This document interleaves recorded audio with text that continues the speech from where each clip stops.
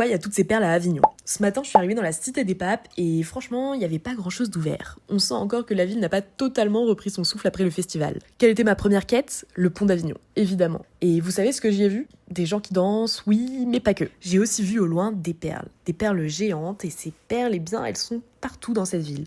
Je le sais parce qu'après le pont, j'ai visité le Palais des Papes. Symbole de la puissance de l'église au XIVe, cette forteresse gothique a abrité les papes pendant près de 70 ans. On a un peu l'ancien Vatican en France finalement. Derrière ces murs immenses, on imagine les banquets, les intrigues et les négociations qui ont façonné l'Europe médiévale. Mais ce que je vois en entrant, c'est des colliers monumentaux, des briques lumineuses, des formes organiques signées Jean-Michel Othoniel. C'est celui qui règne sur Avignon cet été. Je le découvre dans une expo vraiment monumentale ici, mais je dois en apprendre plus sur lui. Et pour ça, direction la collection Lambert. Ici, Othoniel a créé une exposition où il expose ses œuvres à côté de ceux qui l'a inspiré. On découvre donc beaucoup d'art minimal des années 60, comme les lignes pures de Sol Lewitt ou les surfaces radicales de Buren. Ce qui différencie Othoniel du reste de l'art minimal, c'est qu'il conserve la structure répétitive et conceptuelle, mais il la rend séduisante. Et ça tombe bien parce qu'Avignon, c'est quand même le lieu d'une des rencontres amoureuses les plus connues de l'histoire. Ça se passe au couvent Sainte-Claire, où je retrouve Othoniel, mais surtout où Pétrarque est tombé amoureux de Laure avant de lui consacrer toute sa vie poétique dans le Canzoniere. Et en fait, Othoniel s'est inspiré de lui pour concevoir cette exposition dans Avignon. C'est le personnage le plus connu du lieu et sa poésie traverse toute la ville. Je termine ma journée dans un lieu qui a ouvert récemment, les Bains Paumères. Et ça tombe bien parce que dans les œuvres d'Othoniel, l'eau est partout. Alors si vous aimez les expos qui traversent toute une ville, c'est le moment ou jamais. Et à demain!